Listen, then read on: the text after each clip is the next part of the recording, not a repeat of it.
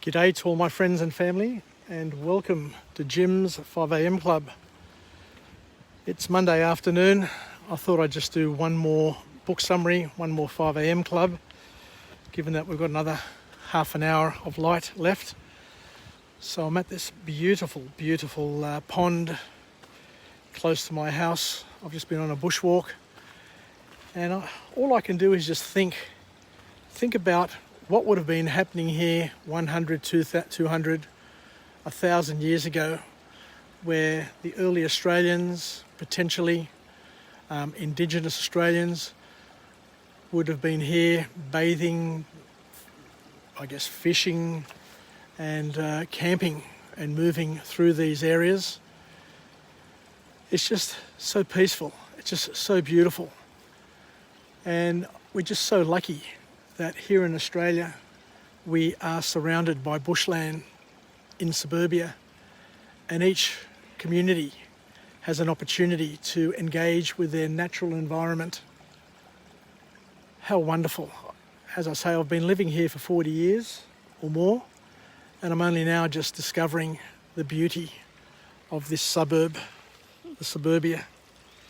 And I guess we've got COVID-19 to thank for that, given that I'm in a lockdown LGA. I've been out of action for about 3 months, and I've used the time to, I guess, study, read, and go for bushwalks. So I'm discovering all these wonderful tracks within a 10-kilometre radius of my house, and it's just wonderful, absolutely wonderful.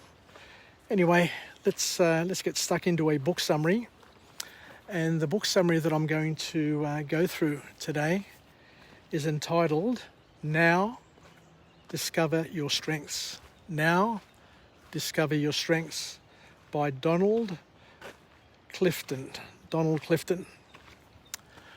And what Donald kicks off the book with is an observation where he says that talents are your natural recurring patterns of thought, feeling and behaviour. So we're talking about things which naturally occur, just like here in nature. We've got all the things that God has given us. Similarly, within our own environments, our own mental, our conscious and subconscious mental environments, we have patterns of thought, feeling and behaviour that naturally reoccur. So this book is all about identifying our strengths and leveraging off those strengths. But as the author reminds us, he says that most people are conditioned, sadly, to focus on their weaknesses, their flaws, and ignore their natural gifts. But the call to action from this author is don't waste your time focusing on what you're not good at. What you're best to do is to focus your effort on the things that you're naturally gifted at. And everybody, every single person has certain things in their lives that they're better than average at. And even if you're not better than average compared to everybody, you're better. You're best at focusing on what you're good at and building on that, rather than trying to fix or to improve your weaknesses, is the message that this author is saying. So the first formal point to come out of this book, and let me just focus on this beautiful flower here.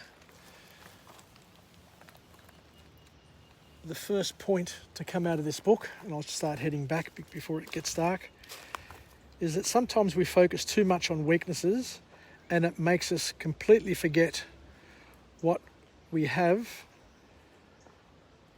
which are valuable strengths. And it happens all the time in social events, in social environments, especially when you're growing up, you're at school and you're a kid. Your friends are always going to be reminding you about what you're not good at. And it's just the way kids are. Instead of patting you on the back and saying, you're a fast runner or this, because their egos won't allow them to, echo and remind you of what you're good at. What children normally do, and relatives, family members, and society in general. And we've seen it here with our Premier, Gladys Berejiklian. Every single day they'd come out to lead the state, and the media would be intently focusing all the time on negative things and what they're doing wrong, as opposed to focusing on what they're doing right and how we can do better at doing more right. But it's just the way society is, unfortunately. So the author here is just making a call to action to don't focus too much on your weaknesses, even though your family, your friends, your work peers, your boss will be spending a lot of time telling you what you're weak at. You turn up to your annual performance review, and most of the discussion is not on what you've done well, but all the things that you're not good at. So you leave the performance review thinking that you're an absolute knob. And even if you're working in a high performance team, you've come into the organisation because you're the best amongst your peers at what you do, and yet the organisation, the HR function within an organisation, is all about marking people down and telling them what they're not good at, which is a bloody pity.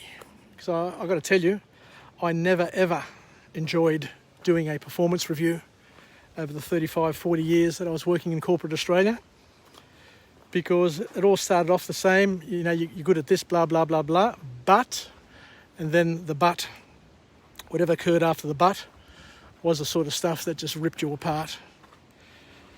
So the author here goes on to say that most organisations want their employees to work on their weaknesses, accept their strengths. As I said, with the performance reviews, it's all about trying to improve on your weaknesses, but it's stupid. What the author here is saying is that it's a wasted effort.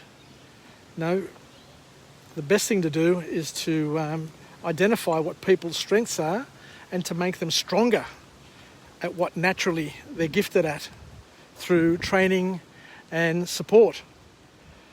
So the organisation spends too much time in damage control, trying to minimise damage through some of the skills that people may not have, rather than really exploding growth and opportunity by catapulting people and slingshotting them with their strengths and getting them to lead with their strengths, rather than to be timid and worried about their weaknesses.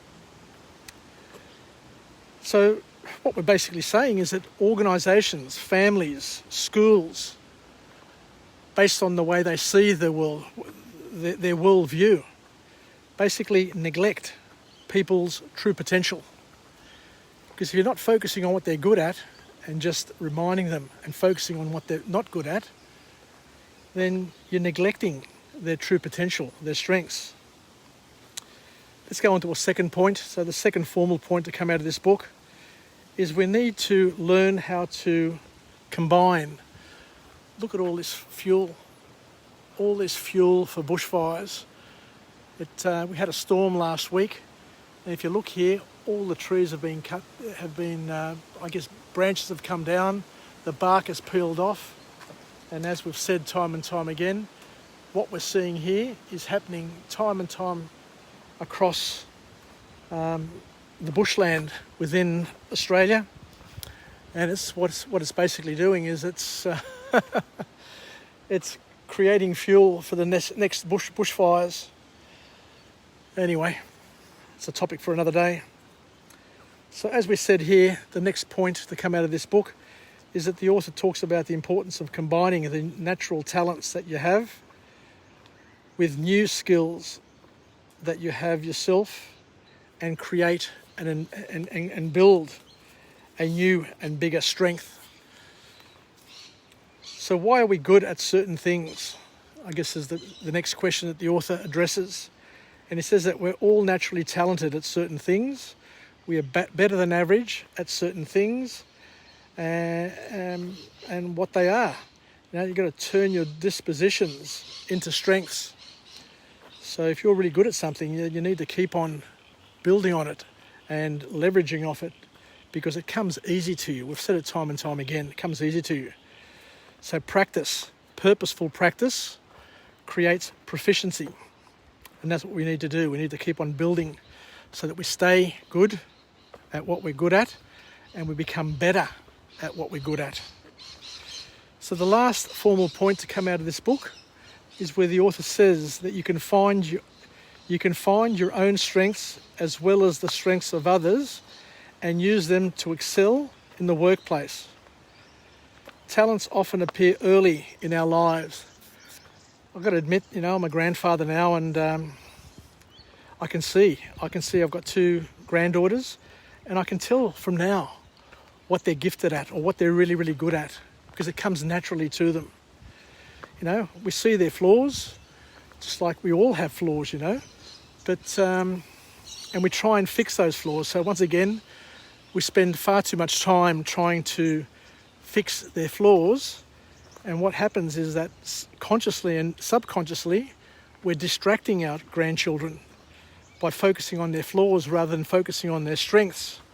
So there's a call to action there for grandparents as well, to focus on your grandkids' strengths. Society's going to focus on their negatives. The grandkids and children need somebody to focus on their strengths and remind them of their strengths, to build them up, to pop them up, and to make them want to excel in life, I guess is the point that I want to try and make. So, as we said, people show from a very young age that they, what they excel at. Mozart, for example, wrote his first symphony at the age of 12. I remember my spiritual father once telling me that one of the saints, I forget which saint it was, it could have been Saint Nicholas, not sure.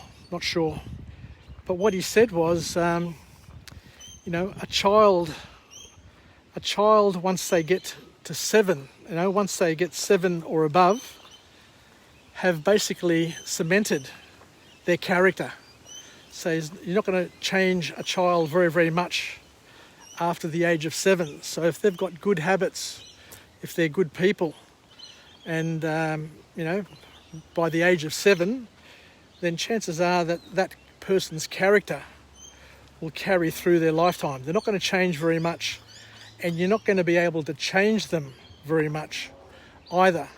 So that's why it's important to do what you do and to be able to manage it as best you can.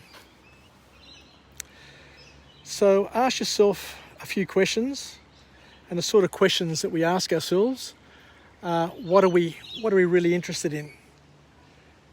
Especially when we were young. Ask yourself the question, what were you really good at, and what were you really interested when you were very young? Also look at the things that you pick up really quickly.